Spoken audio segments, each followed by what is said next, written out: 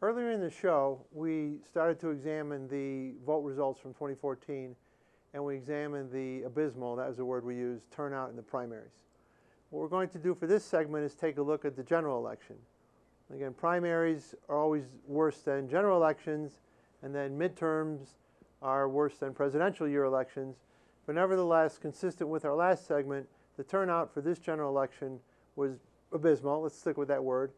And as it turns out, it's the worst turnout for midterm elections in over 70 years. The last time the numbers were this low was in World War II, and the theory is in World War II, people were pretty busy going off to fight a war, and elections weren't necessarily foremost in their minds. So whether that's a legitimate excuse or not, the answer is we haven't seen numbers this bad in over 70 years.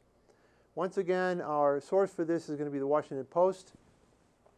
In this case, I was looking at the November 10th edition of the Washington Post, in an article called Voter Turnout in 2014 was the lowest since World War II. And the data for this particular article comes from the United States Election Project. I've gone to that site a few times before, and I definitely suggest for those of you that want to get into the intricacies and the minutiae of the numbers, it's a great site.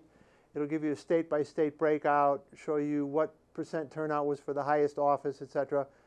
So if you want to see how your state did or compare your states to other states, go look at the United States Election Project, and you get a lot more data on this topic. But in terms of highlights, I want to go over some of the highlights for you, or lowlights, clearly. The turnout for the general, again, 2014 on November 4th, was only 36.4%. 36.4%. Only slightly higher than the result, as we said, during World War II of 33.9. It is down from 41% in 2010. So you have a drop of roughly 5 true percentage points, or a fall off of over 15%. These are significant numbers because, again, midterms don't produce high numbers to begin with, but a drop off of almost 15% is very significant. And in the prior segment, we saw the drop off in the primaries was closer to 20%. So you have almost 1/5 of the population caring less or not showing up, however you want to interpret those numbers. It's just a terrifically lower number in terms of turnout. Let's look at the range. The winner of this category is going to be Maine. They had a 59% turnout. Hooray for Maine. And the loser in this category is going to be Indiana, who had a 28% turnout. Another way to look at the range here is that only 6 states came in over 50%. So only 6 states of the entire country came in over 50%. 14 states came in under 33%. So if you remember from our discussion last time when we were talking about impact and we were trying to show how many votes it took to win an election, and you apply that same logic to this particular analysis, let's take a look at Maine. As good as Maine was compared to everybody else, and you had 59% of the vote, it only took roughly half that vote to win. So roughly 30% of the eligible voters in Maine were able to determine who was their governor, U.S. senator, state representatives. I don't know what particular elections were held in Maine this year, but a 30% vote of the eligible voters would have been enough to sway or win a seat. What's worse then, of course, is you have the state of Indiana, where you have only 28% turnout, which means just slightly over 14% was needed to win an election. Only 14% of the eligible voters.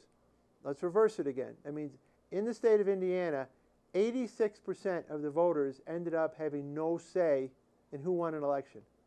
86% of the voters. Again, a recipe for disaster, a recipe for dysfunction, a recipe for polarization. The last number I want to give you is a comparison of midterm to general election. In the last general election, comparing to 2012, there was a 42% drop.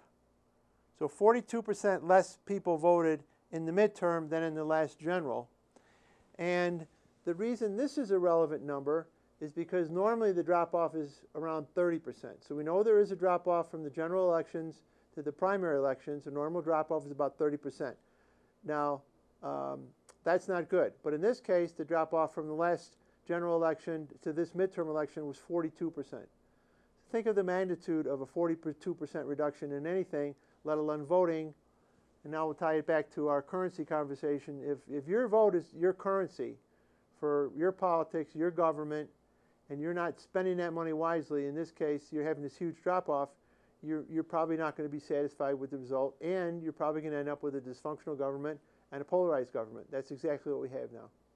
So we're going to be talking about these numbers a lot throughout the year. We're going to be analyzing more numbers as they come out. And on this show, we try and talk about solutions. So we're also going to try and offer up solutions as to how we can turn this around, how we can make voting more meaningful, how we can get better results, and then again leverage that to reduce dysfunction and reduce polarization.